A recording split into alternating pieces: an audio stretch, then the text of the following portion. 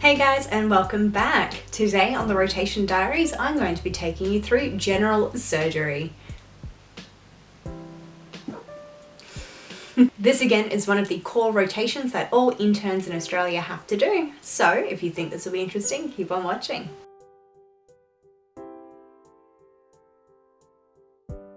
Alright, so general surgery. Again, a little disclaimer here that I put in pretty much every single one of these is that this is my experience from the hospitals that I worked in, and your experience may vary greatly. In some hospitals across Australia, your general surgery rotation may be in a slight subspecialty. I've got friends who did their gen surge rotation in things like colorectal medicine, and they didn't do anything else but that. I did a true general surgery rotation that sort of went from everything from thyroid disease to breast to abdominal and some other things, but I didn't do any neurosurge, dedicated colorectal or anything subspecialized like that. Another interesting thing to note in my experience is that I worked in a private hospital for my general surgical rotation. So every other rotation I worked in was in a public hospital within Queensland Health. However, my general surgical rotation was set in a private hospital. So it is going to be slightly different to, well, everyone. So what did it look like for me? So general surgery for me was very, very interesting. I do not have a personal interest in surgery per se, hence why I'm a general practitioner and not a surgeon, but I did really enjoy my rotation. Kind of enjoyed all my rotations, I think. I think we're getting that gist by now. Because of the nature of my rotation being in a private hospital, I got to do a fair bit more, but it was always at the discretion of the patient. So there were 2 interns in the general surgical ward on the private hospital I worked in, and we would often alternate. So one week one would be on the ward and one week one would be in theatre, and then we'd swap. So on the ward weeks, just like every other rotation, I feel like a broken record, I'd get there early, do a pre-round, do the handover sheet, get the notes ready, and I would often pre-chart things. So in my public hospital rotation, so everything was on the computer, but in my general surgical rotation at the private hospital, it was paper-based. So I really had to get used to that again, which was not fun. So an interesting thing is, unlike my other rotations, I was the intern for several surgeons. I think there was about 5 that were my main bosses, and they would arrive at different times of a morning, but sometimes simultaneously, and let me tell you, that's an interesting experience, trying to be in literally 2 places at once. Once the bosses would arrive, so it was usually just the consultant surgeon, but a registrar was around as well. Sometimes he'd join us for rounds, sometimes he wouldn't. Quite often he'd be doing his own thing either in clinic or in theatre, so we worked side by side but not always together.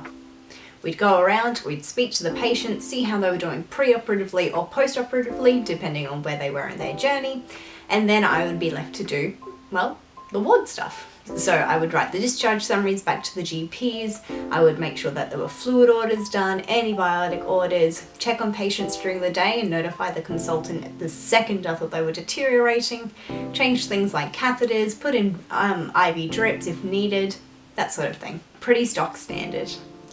Because I worked in the private hospital, it was really relaxed. My friends in the public hospital doing their general surgical rotations had a very different experience to me. So I'm so lucky.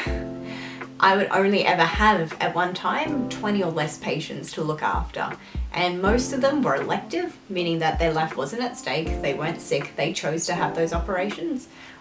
My cat is joining us.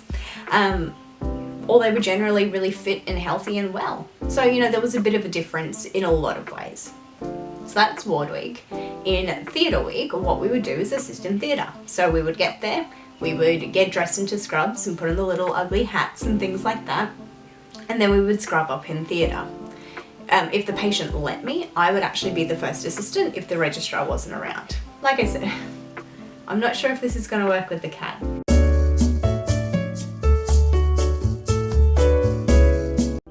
Like I said, there was about 5 or 6 different consultants, and so often they would operate simultaneously. So the registrar would choose the case that he was really interested in seeing, goodbye, and I would go with another consultant.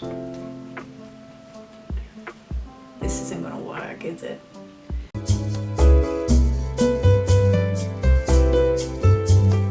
So typically what would happen is when the consultant left the round, so back on the wards with the other intern, they would come to theatre. With the permission of the patient, I was often first assistant. So there's obviously the surgeon, and I did not perform surgery. Do not get me wrong, do not get it twisted, but I would assist. So sometimes that meant that I got to do some incisions. Sometimes that meant that often it meant that I held a lot of the materials, especially in laparoscopic surgeries, but I'd also hold some of the tools in the open surgeries, keeping organs out the way, that sort of thing. It could also mean that I would help suture people up, apply dressings. It really varied depending on the type of operation. Now, of course, some of these operations went for half an hour, really easy. Some of them went for 4 to 5 hours, not so easy. So my days would definitely depend on which theatre I was in. So for example, consultant A might be doing a scope list, which is a colonoscopy and endoscopy list. I wouldn't really have much to do there. Really, there's only one thing to do for the surgeon, and that's to control the camera. A colonoscope looks at the bowel, so starting at the rectum and moving up, and an endoscope or an endoscopy is where they look from the mouth down into the stomach and into the very first part of the bowel.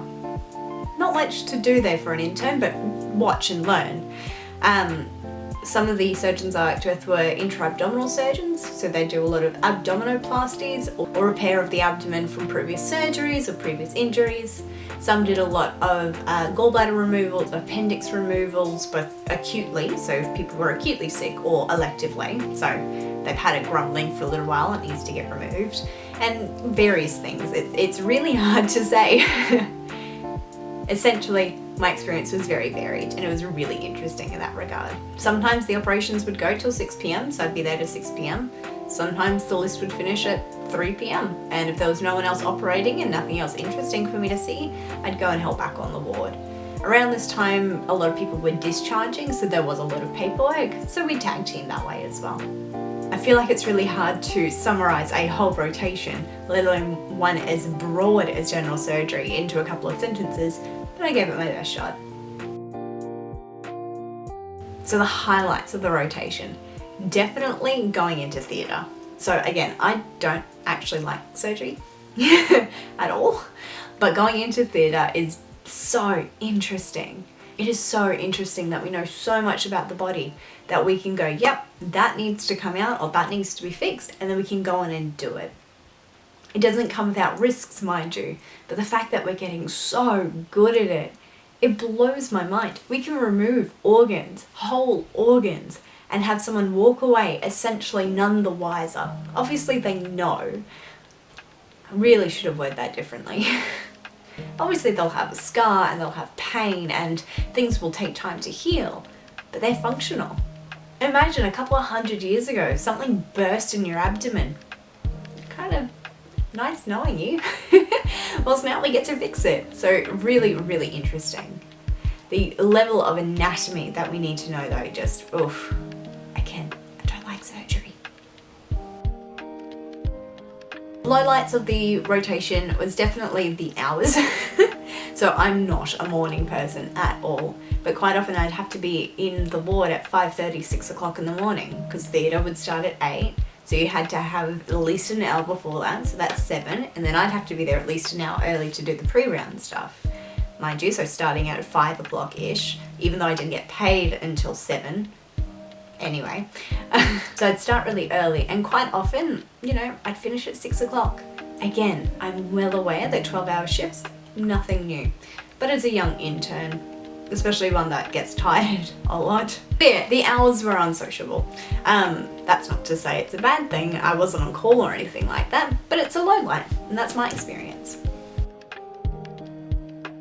So tips for the rotation, know your anatomy.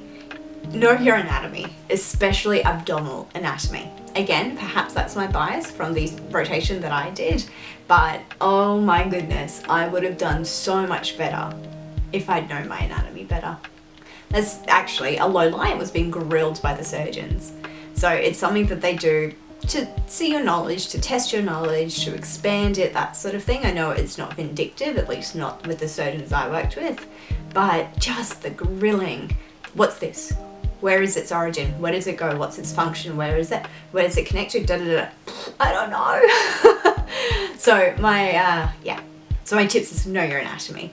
If you don't know your anatomy, say that you're going to look it up and do so.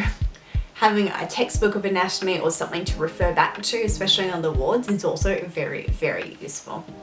Otherwise, same as always, be organized, be on time, have snacks, have coffee, give yourself the best chance of being prepared, essentially. I really wish I could give you more tips, but my rotations were so general, so I'm sorry. Now the diary entries. I didn't really write much for Gen Surg, but this is what I did get. So this was written on the 1st of September 2017. So the private hospital is amazing. It's so relaxed. Sure, it's had its rough parts, and I've had a couple of run-ins with the different anaesthetists which were not too fun, so they thought I was the reg. It's fine. But it's mainly chill. Theatre week is actually pretty good. I don't mind it. My registrar is one of the reasons it's so good, honestly. He's an incredibly lovely guy who's really helping me improve. The bosses are pretty good too. Ward week is the ward call, but only 10% of the stress. Thank God. It's actually fair, isn't it? So this is nearly 3 weeks later, on the 20th of September 2017. I have a love-hate relationship with life right now. The hospital is still wonderful and not very stressful, but at the same time, I just really don't like surgery or anatomy. It just doesn't gel well with me at all.